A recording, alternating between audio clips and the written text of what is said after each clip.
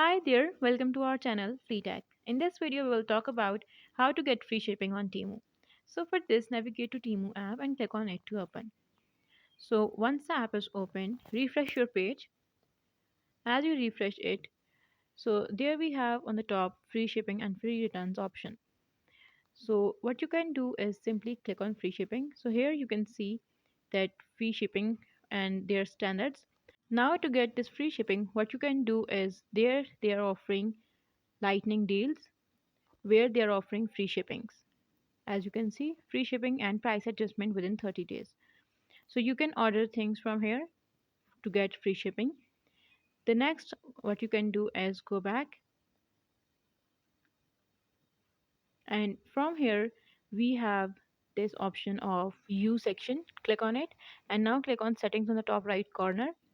From there, scroll down and click on switch accounts and click on add account.